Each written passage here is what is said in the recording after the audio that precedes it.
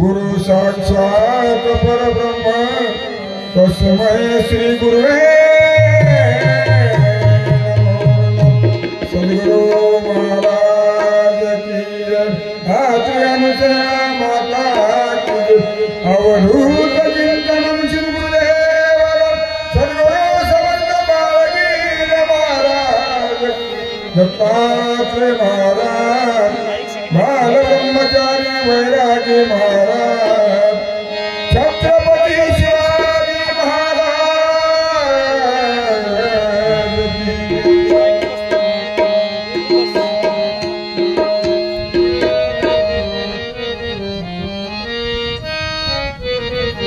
दिगंबराय बादता अवधूताय बादता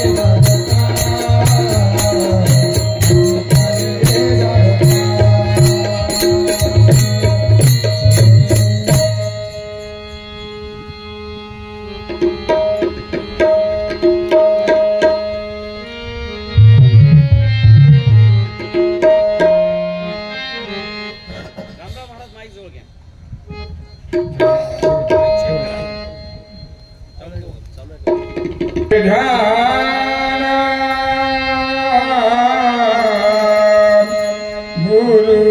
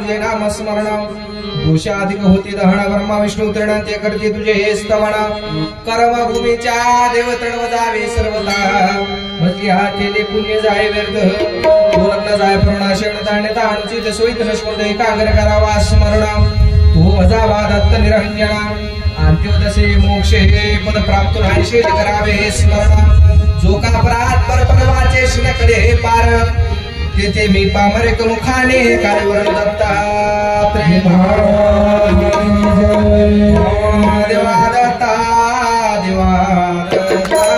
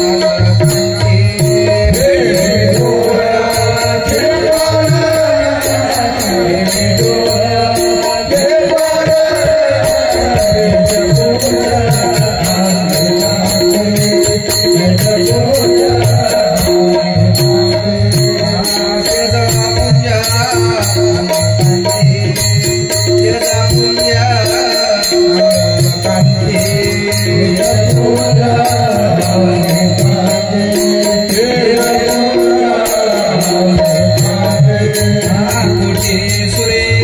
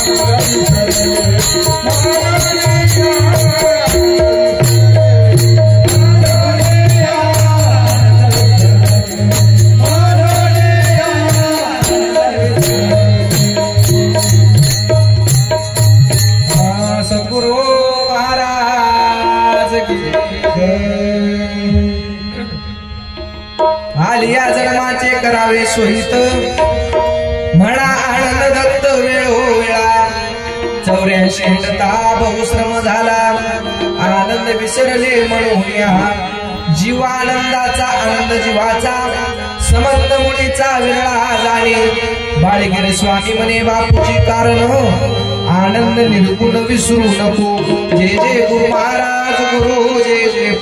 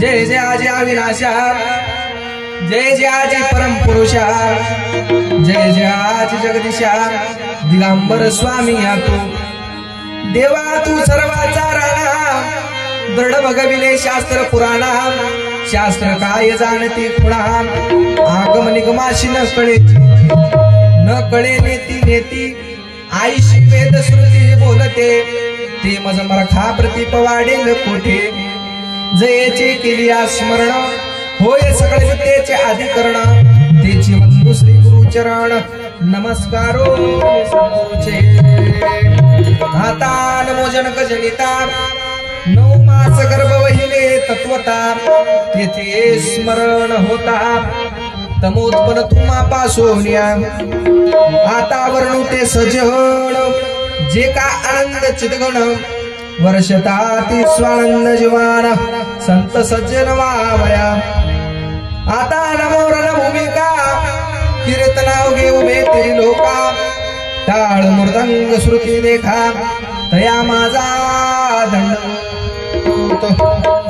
ब्रह्मानंदम परमस्पदम केवलम ज्ञानमूर्ते द्वंद्वातीत गगन सदर्शम तत्त्वमच्चादि लक्षणम एकम नित्यमिमलमच्चलम सर्वादि साक्ष्यभूतम भवातीत त्रिगुणरहितम श्री सद्गुरु तन्नमामि ध्यानमूलं गुरुमूर्ते पूजामूलं गुरुपदा मंत्रमूलं गुरु वाक्य मोक्षमूलं गुरु कृपा सद्गुरु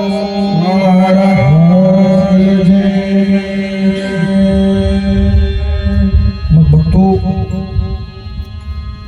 7 दिवस झालं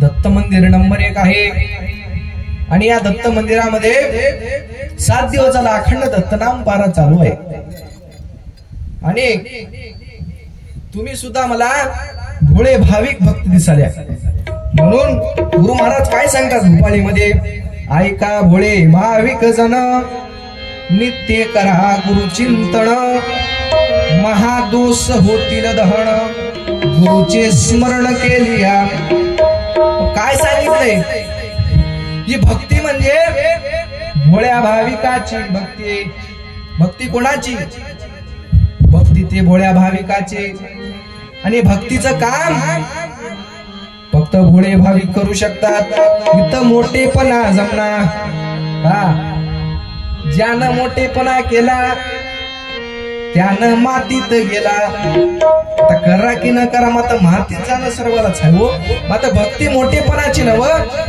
दिखाव्याची भक्ती नाही म्हणून 7 दिवस अखंड दत्तनाम पारा चालू आहे आणि आज सप्त्याचा शेवट सुद्धा गोड करायचा आहे म्हणून निवडला स्वहिताचा अभंग कशाचा अभंग स्वहिताचा अभंग आली या जन्माचे करावे सोहित म्हणा आनंद दत्त वेळो वेळा. आता सगळ्यालाच अभंग माहित आहे, पाठ सगळ्यालाच आहे जवळपास. तुमच्या पाठांतरातला अभंग आता महाराज आम्हाला विश्लेषण व्हायला हो. सोयीत म्हणजे नेमकं काय म्हणाले, कशानं होते हित, आधी हित कळालं पाहिजे. महाराज या कलियुगामध्ये अनेक पंथ निर्माण झाले, अनेक शास्त्र निर्माण झाले. आता हा कलियुग कोणता नवीन पंथ निघल काही सांगता येणार. आता महाराज एवढे जरी रस्ते निर्माण झाले, मोक्षाला जायचा रस्ता कोणता होय महाराज? मोक्षाच्या गाडीत आपण बसलो, बसायचं आहे, मात्र रस्ता कळाला पाहिजे. आम्ही नांदेडून बसले आहोत, नरशी माहित आहे, देगलूर रोड माहित आहे, मात्र डोनगाव कुठून लागल ते माहित नव्हतं. समोर निघून गेले, आम्ही समोरून मागे आले, थडी बोरगावला जाऊन मागे आले. म्हणजे रस्ता माहित पाहिजे. रस्ता माहित करण्यासाठी चांगला वाटाड्या सापडाव. कोण सापडाव? वाटाड्या म्हणजे गुरु भेटला पाहिजे. गुरु शास्त्राच्या अनुसार वर्तणूक करणारा गुरु पाहिजे. म्हणून या कलियुगामध्ये गुरुच नाही. म्हणून शिकाचे जे दावे गुरु होऊन गेले, त्यांनी काय सांगितलं? गुरु मानियो ग्रंथ. आता कलियुगामध्ये गुरुच नाही. गुरु जर मानायचा असेल, कशाला गुरु माना? ग्रंथाला गुरु माना. जे काही आपले 18 सिद्धांत आहेत, सिद्धांत म्हणजे सिद्ध होऊन आलेलं ज्ञान, याला सिद्धांत म्हणाव. हे वय सिद्धांत, यालाच गुरु म्हणता येते. म्हणून काय सांगितले? गुरु म्हणावे कोणाला? गुरु म्हणावे ज्ञानाला. गुरु म्हणावे कोणाला? गुरु म्हणावे कोणाला? गुरु म्हणावे ज्ञानाला. गुरु नका या सोंगाला, गुरु नका या सोंगाला.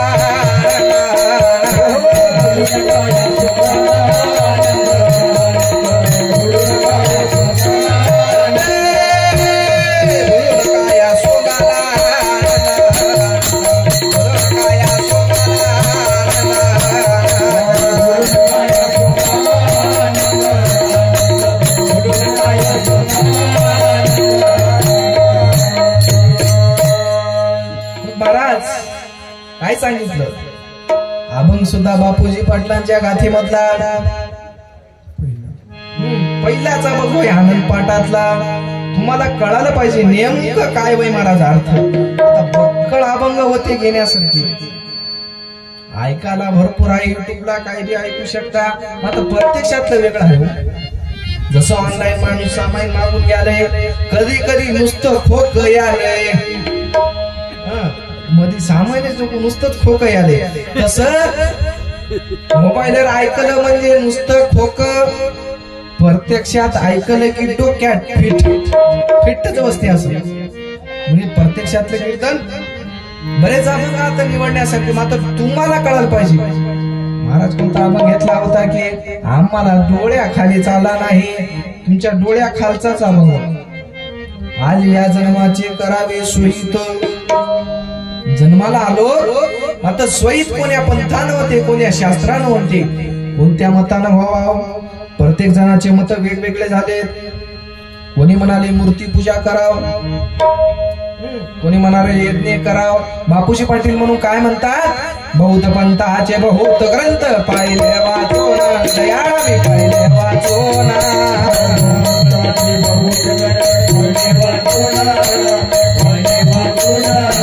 बौद्ध पंथाचे बहुत ग्रंथ पाहिले वाचोन, दयाळाने पाहिले वाचोन.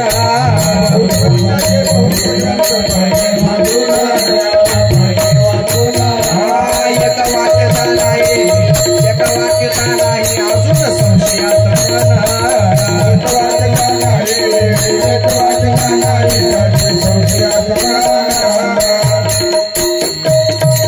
अजून काय सांगितलं?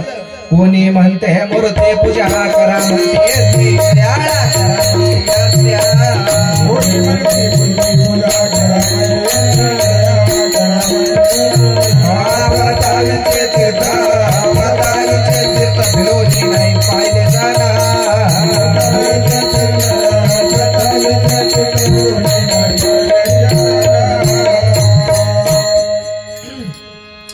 काय बापूजी पाटलाने बाळगीर महाराजाला एकदा विचारलं होतं, महाराज जीवाचा उद्धार कसा होईल? त्यावेळेस हे अभंग निर्माण झाला.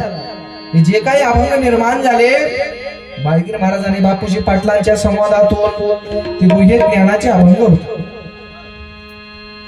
गुह्य ज्ञानाचा अभंग आणि ते गुह्य ज्ञानाचं गुह्य ज्ञान सांगणार कसं राहावं ते गुह्यातलंच पाहिजे. वर जमना कसं वर नकोच. म्हणून ऐका म्हणा रे तुला विनवे तो सोडून दे नकरा, म्हणा तू सोडून दे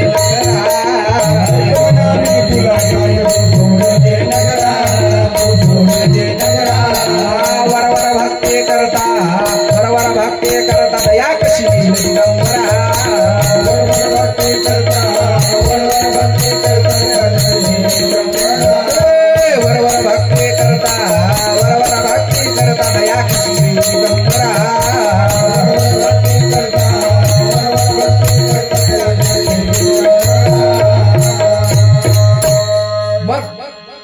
करायची भक्तीच नव्हती. मग काय बापूजी पाटलांना म्हणलं, महाराज बहुत पंथाचे बहुत ग्रंथ मी पाहिले वाचून, दयाळा पाहिले वाचून, एक वाक्य नाही अजून संशयात म्हणून. महाराज अनेक ग्रंथ निर्माण झाले. बाळगीर महाराज म्हणजे मला काय माहित नाही बापू जगातलं.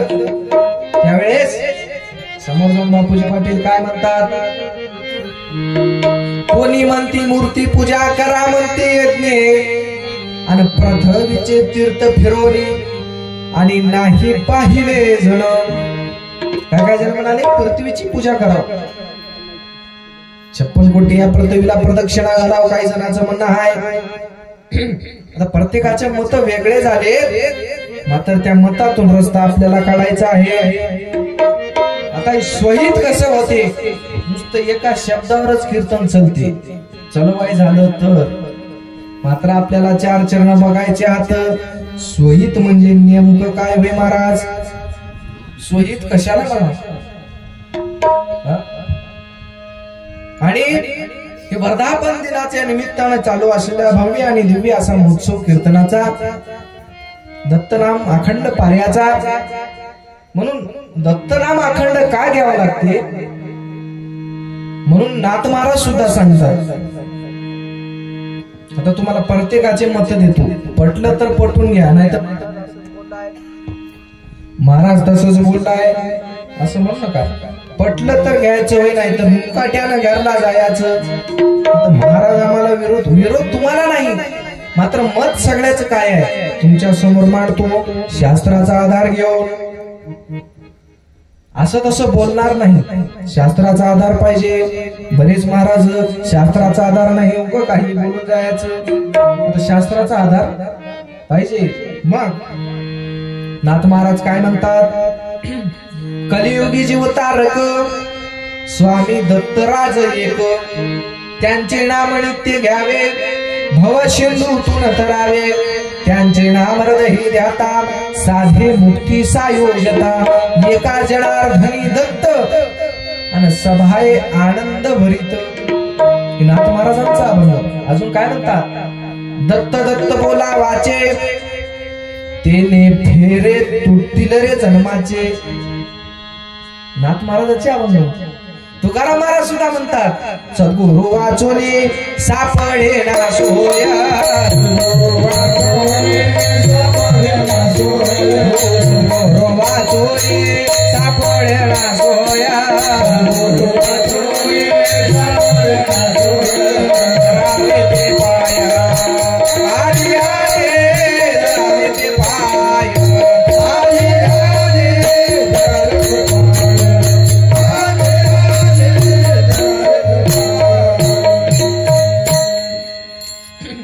तुकाराम महाराज सुद्धा सांगतात, सद्गुरु वाचोनी सापडे ना सोये, धरावे ते पाये आधी आधी.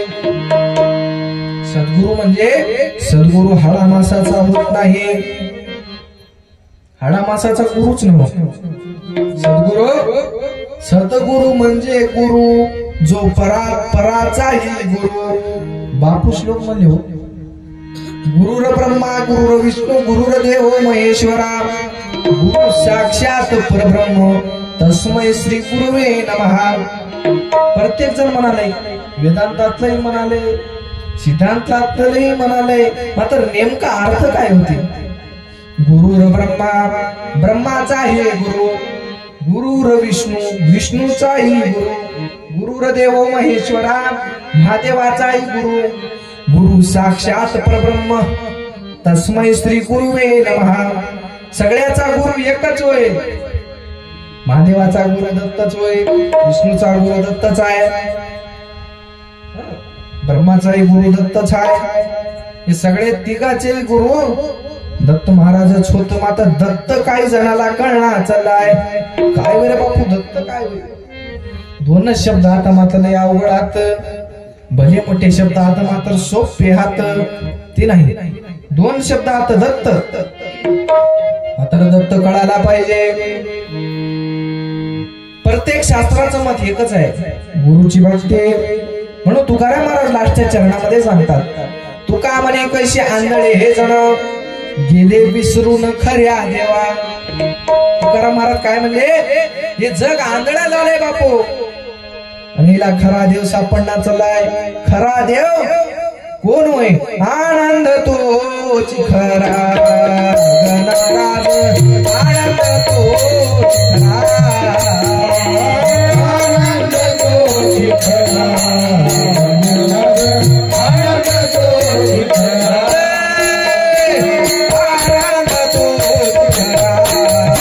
गणराज, आनंद तोच खरा, आनंद तोच खरा गणराज, आनंद तोच खरा, आनंद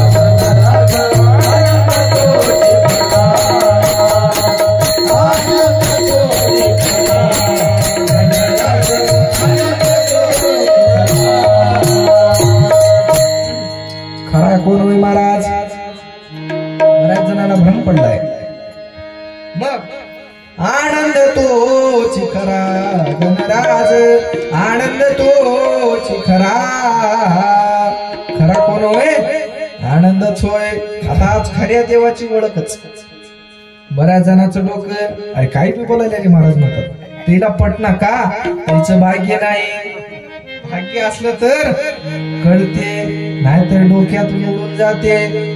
म्हणून भाग्यवंताच घरी भजन पूजन, हे भजन जे होते भाग्यवंताच्याच घरचं काम होय. आणि आनंद सापडलाय कोणालाही सापडायचा नव्हता. आता इथं काय एक नमुन्याचं आहे काय? एक संप्रदायाचं बसलं असेल काय? नाही. हौशे गौशे नवशे वादाडे खादाडे पिदाडे पिदाडे बसतात का? कीर्तनाला सगळ्याचाच अधिकार आहे. कीर्तन ऐकायला, कीर्तन करायला. कोण म्हणले अधिकार नाही? प्रत्येकाला अधिकार आहे. म्हणून तर बापूजी पाटलाने एक अभंग लिहिलेला, या रे लहान थोर,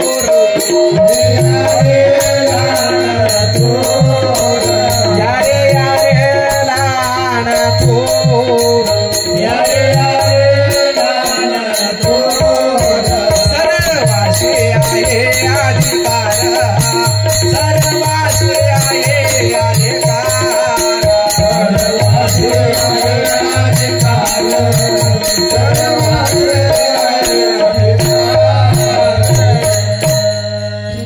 सगळ्यालाच अधिकार आहे. आता हे जे काही मी बोलल, समोर जे काही बोलणार आहोत, हे पक्का भक्त असलं तरच कळते. ढळणारा असलं तर कळणार, झोपी जाणारा असला तरी कळणार का? डोळ्या गावचं दिसणं मावळलं, कानाचे दरवाजे बंद, हे भक्ती आयऱ्या गैऱ्याची नवच. तुकाराम महाराजांचं सुद्धा प्रमाण दिलं. मग आता माऊलीचं सुद्धा प्रमाण. 16व्या वर्षामध्ये जे ज्ञानेश्वरी लिहितात, ज्यांना महाविष्णूचा अवतार म्हणतात, महाविष्णूचा अवतार सखा माझा ज्ञानेश्वर, त्याने भक्ती कोणती केली? ज्ञानदेव म्हणे तरलो तरलो, साच उतरलो गुरु कृपे. काय सांगितलं ज्ञानेश्वर महाराजांना? अरे बापू, मी गुरुच्या कृपेने उतरून गेलो. त्याने तिकडी बोट दाखवले, तुम्ही म्हणाले तेच देव होय. त्याने म्हणाले ते देव होय नाही, तुम्हीच देव व्हा. आता पागल म्हणावं याला.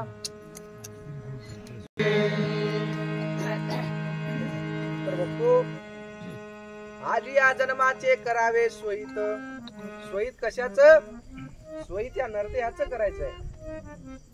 विषय फिसकला तर नसल. कुठं चालला होता विषय?